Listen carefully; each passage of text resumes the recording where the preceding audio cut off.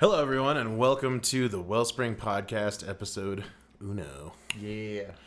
Today, we're going to talk about the concept for me is the influence of sound. So, like, people, every single person that hears our band, the first thing they say is, "You sound like Tool." And I think there's a weird thing that happens when bands are influenced by Tool. And I've talked to other bands that, you listen to them and you hear this, oh, they're influenced by Tool, or there's a Tool vibe to it, right? And for some reason, I think maybe it's just because Tool's so unique, or maybe it's because the people, like, Tool's the most popular influence. For our band anyways, I think Tool's the most popular influence that's, like, really apparent. But I think if you listen to other bands, like that we listen to, you'll really hear that influence. There's a part in Pupa where we were talking about, it's basically like directly ripped off from a Between the Buried and Me song. Like it's just one interval, but it's like, wow, that really sounds like that one song. Yeah. We couldn't figure out which one it was. But yeah. I think it's Disease, Injury, and Madness. But so I just want to talk about and give people a kind of broader perspective so that you can listen to some music that we listen to and kind of get broaden your own perspective and maybe hear some different stuff in our music and other people's music as well. So, I don't know, why don't you start, Justin? Like, when I say, like, what influences your sound, what's the first thing that comes to mind?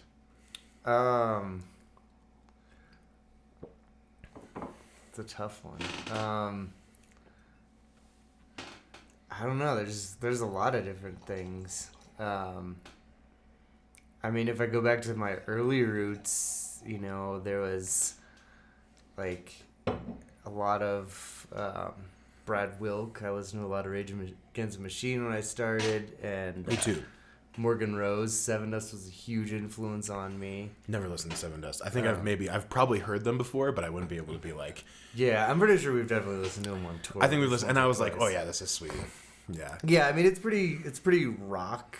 But there's like, it's art. Rock, there's a lot of art going on. Like, I don't really remember much, but I just remember there being like a flavor that was like, this is really like artistic. It's not just blatant like a lot of rock music is. And I think a lot of people that listen to, like, that know about us listen to a lot of really blatant rock music because of who we've toured with and stuff. Like, people found out about us through Trapped. Ugh. People found out, or Flaw. Ugh. But even like, hell yeah, like, we had so much fun playing with them, but I don't think we're a good match, and I don't know if we made a ton of Hell Yeah fans. I think so many people on that tour were just there to see Vinnie Paul, and they enjoyed us, but they weren't gonna go look us up because they're just diehard Pantera fans, Mm-hmm. So yeah, and I think so much of what someone listens to when they're younger and why someone's drawn to an instrument in the first place has so much to do with what comes out later on. Mm-hmm. And it's sometimes it's hard to trace. Sure. Yeah. I mean, another thing, like, it actually wasn't my record, but one of the first records that really I got into was Strictly Commercial by Frank Zappa, which it's a compilation thing, but it's like, what did I get? I got, I think, an REM CD because I thought they were Collective Soul and got this weird mix-up thing going on, trying to find the song December. I thought someone made it sound like it was an REM song, and so I got down this weird rabbit hole listening to a bunch of REM for a while. But my brother got a Frank Zappa album, and both of us wore the shit out of that thing. And that really, like... And I mean, even me and my brother plays bass, and we would grow up, and he was always like, man, if I just could play bass like the guy in here, and if you could play bass or drums like Terry Bozzio. And, if you could play drums like Terry Bozzio. Yeah. And he's like, man, I want, like, Frank Zappa's, like, got so many good players. And at the time, like, I loved the music, but I didn't recognize the amazingness of what I was listening to. Right. Until years later. I was like... I started to dive more into it. I was like, wow, like, what he's doing is really insane. Like, yeah, and I think, like, if you don't have a basic grasp of music theory, you're never really gonna understand. Like, because you can hear it. Like, even if you're not, like, able to go through and be like, oh, this is the Lydian dominant or whatever, right? Like, who gives a shit? But you can hear the education that goes into what Frank creates. And you can't hear that unless you've studied music. And I think a lot of that is true with our music too. We're not anywhere near as complicated as Frank, but I think, for both of us, he's a huge influence. Yeah, absolutely. I've been listening to Frank Zappa for way longer than I've been listening to Tool. And that's why I got into Tool, right? It's because you can hear the lineage of that sound. It's the prog. It's the...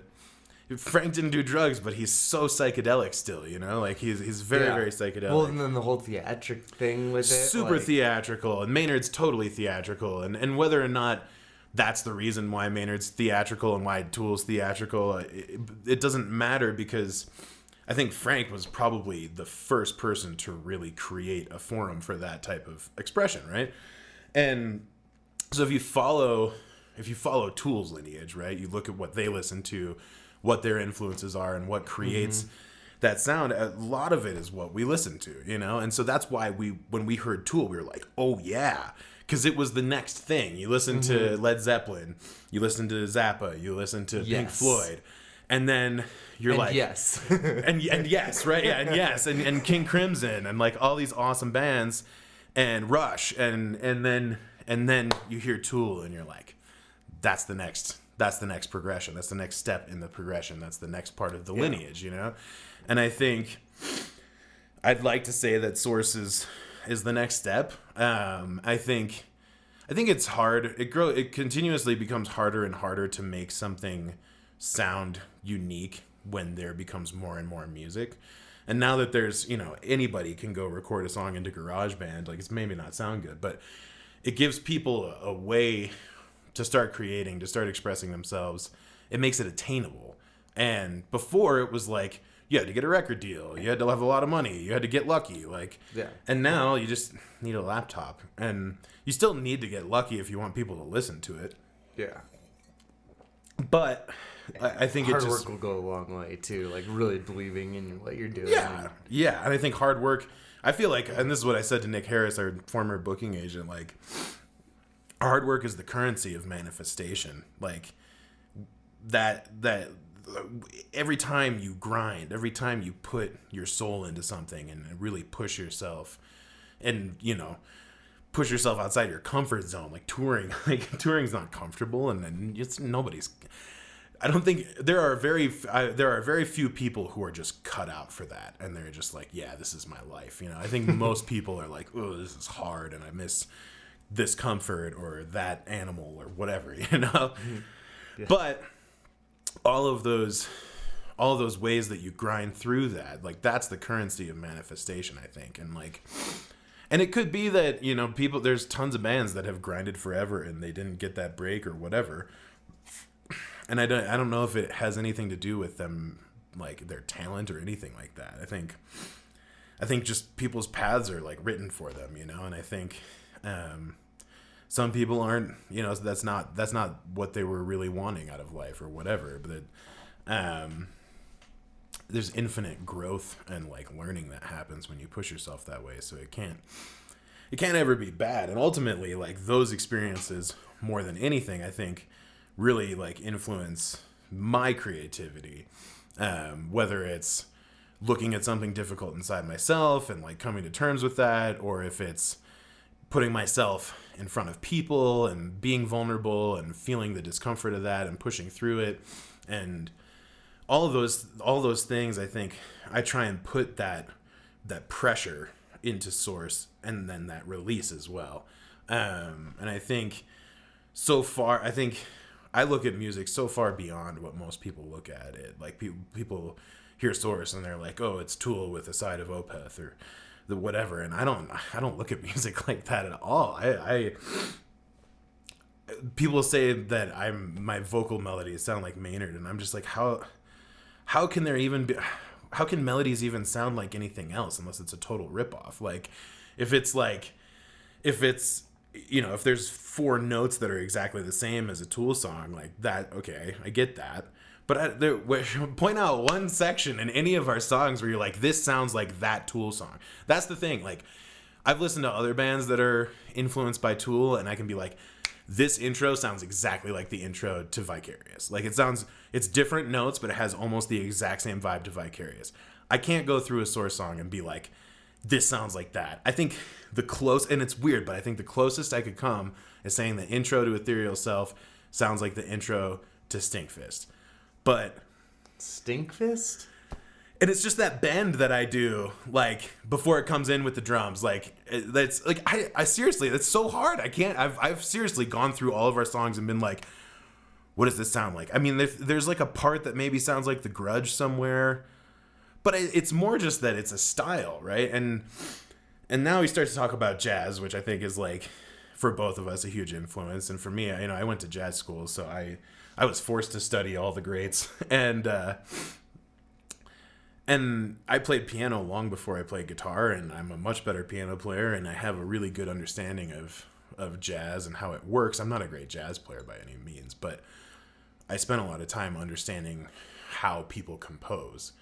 And I think that influences my sound more than anything. And, like, the ding-dong who says my guitar solo on Ethereal Self is out of tune, like, what music have you listened to? Like, how broad is your perspective, you know? Because I learned those techniques from Aaron Marshall in a guitar lesson, one of my 3 guitar lessons that I've ever taken in my entire life. I learned those techniques, those like whole step intervals, like bending to a whole step or bending to a half step, those kind of things. I learned those from Aaron, and those things basically come directly out of jazz soloing language. And, like, specifically, like, piano, like, the way that those notes interact with each other, you can't do that on a single note instrument like a horn of any kind. So it really comes from stuff like piano, which was way more prevalent in jazz in the beginnings than guitar was. There was guitar in jazz in the beginnings, but it wasn't the same thing, you know? Yeah. And those, like, all that stuff is piano language to me. Like, I'd never think about ripping off Adam or anything like that. Like, to me, it's like, oh, I'm trying to play piano on guitar. That's how I've always thought of it. And I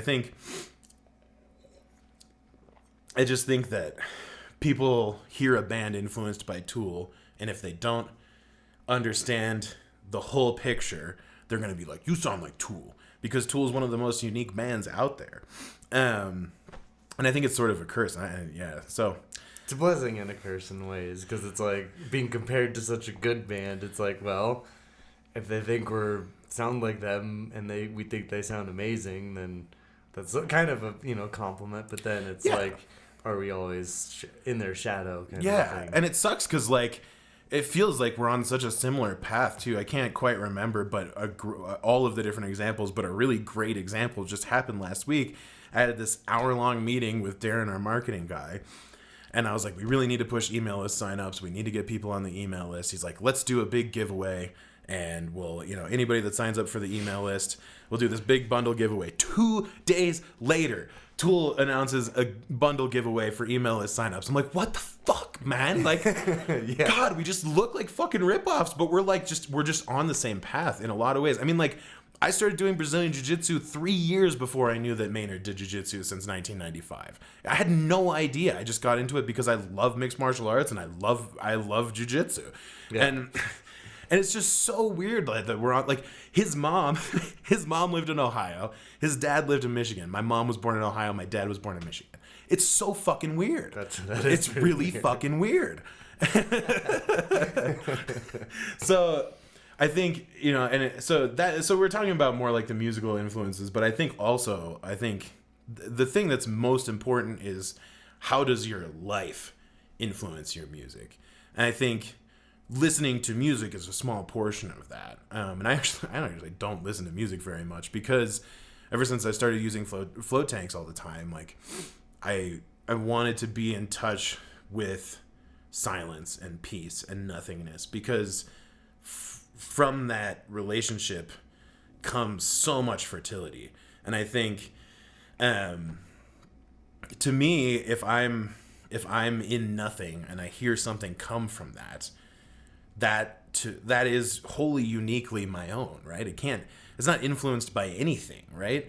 And that's what the song Insipidness is about in a lot of ways. It's like, this is clearly like our expression, and just because you can hear one influence doesn't mean you understand the music at all. Like, there's a lot more to it. So I guess like as a drummer, I think there's a lot that people can bring from their life to the drum kit. Like, how do you feel about your own, like, expressing your own story, your own life through your instrument? I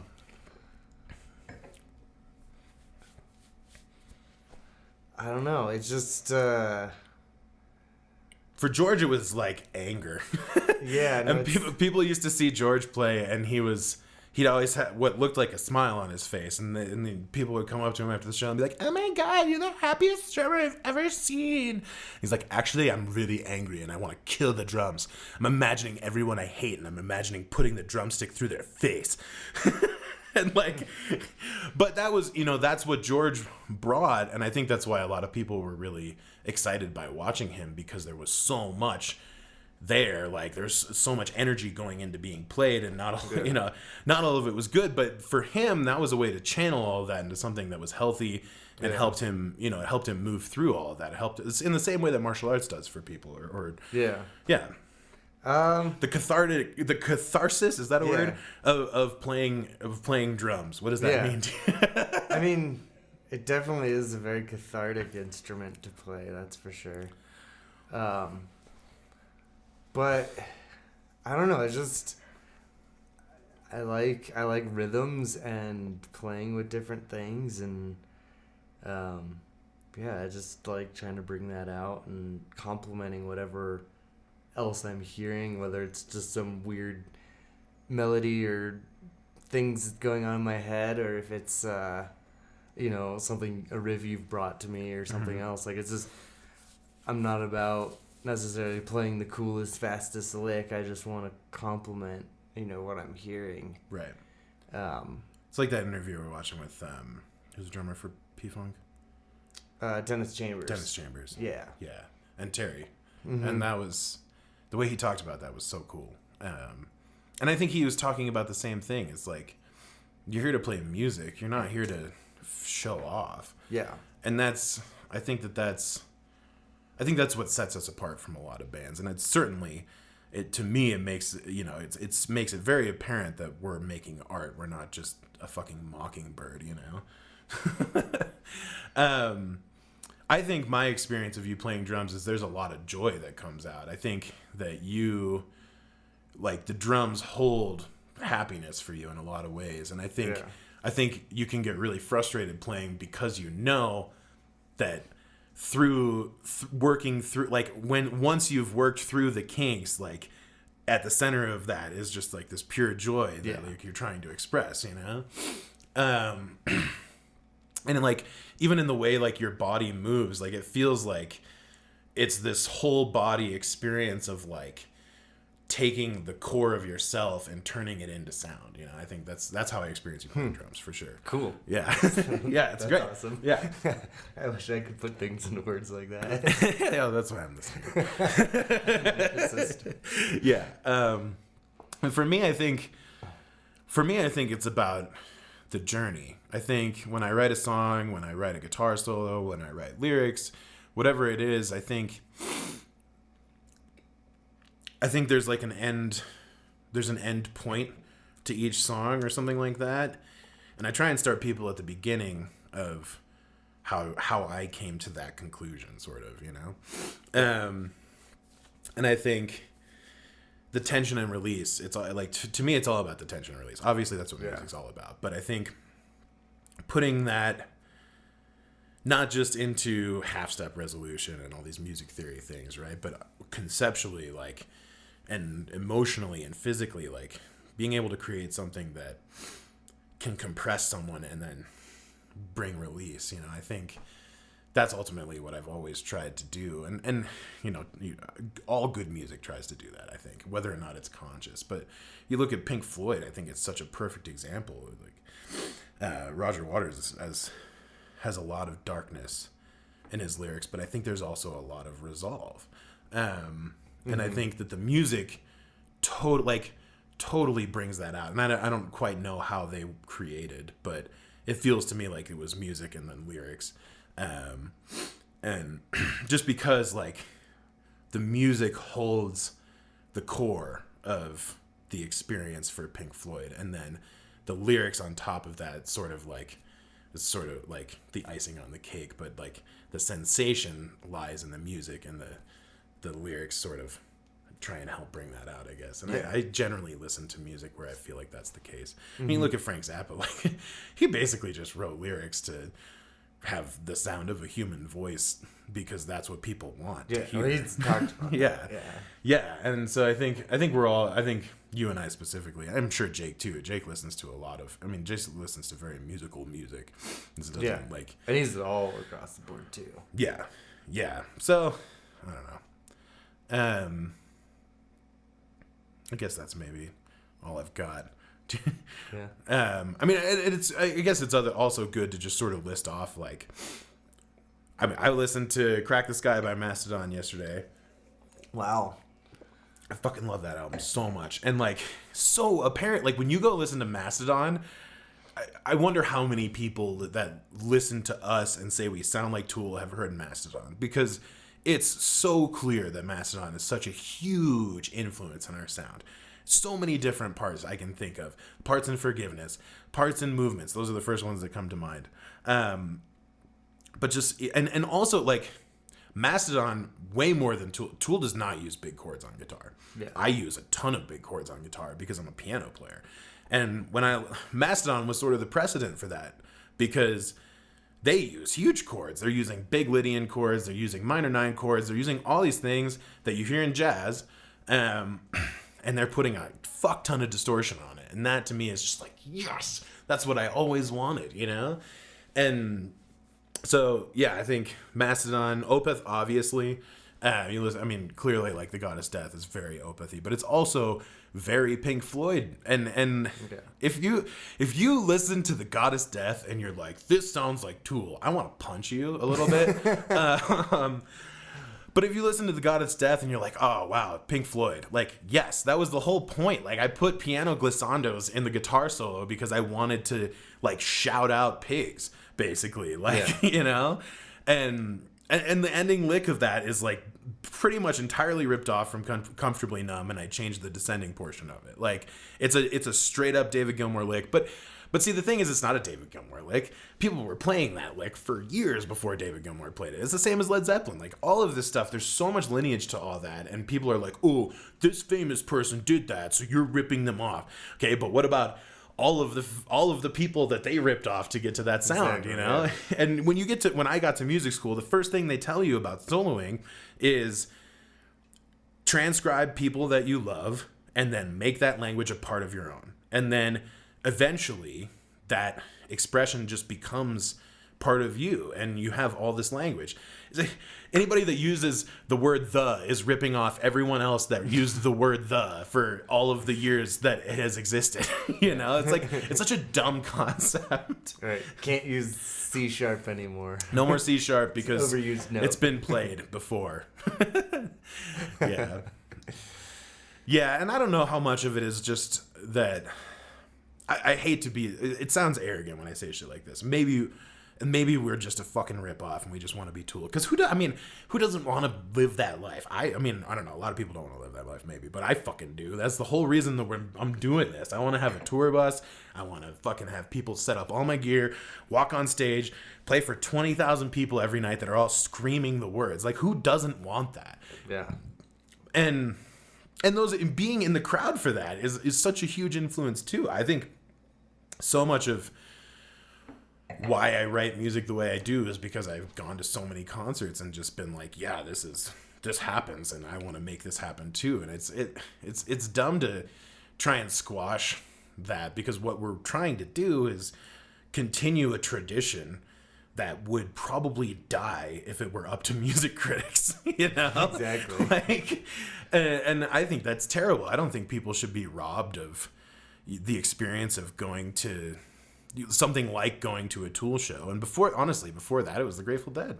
Like, they're like the same thing that happens when people go to a Tool show. I think people had very similar experiences going to see the Grateful Dead, and I think that tradition should continue, and that's part of the reason why we make music the way we do. Yeah, and so then other bands, I'm trying to think of. The one that always comes to mind is Soundtribe. It's weird. I liked them a lot for a period of time, but the way that the melodies work in Soundtribe's music, the way that they jam on a part, the format, the way that it sort of brings you into a trance and like sort of makes time like slip away. I think that all of those things happen in Source, and a lot of that happens because I listened to this band for a really long period of time. That's how I found out about Tool. I went to go see Soundtribe at Bonnaroo. My friends were like, go see Tool, and all the hippies were running away crying. Not all the hippies, but a good amount of hippies were seriously. I saw a group of hippies that were probably like 5-10 people, and they were running away from the show crying because they were so scared by the aliens that were on the screens or something like that. I don't even know what it was, but I was like, oh man, I want to go in there. and that was it. I heard Tool, and I saw it was, that Bonnaroo, there was like probably 50, 60,000 people, and they're all like screaming the words. And I was like, what? I've never been to a show like this. Like, nobody's ever loved music this much around me. And so I think that's, when I see that, I'm just like, I want to do that for people too. And I don't think that makes me a fraud. Yeah. I think that makes me, and it's so weird because the music, my dad pointed something out a long time ago. Like, he's been so frustrated by how difficult it's been for us, and nobody wants to help us.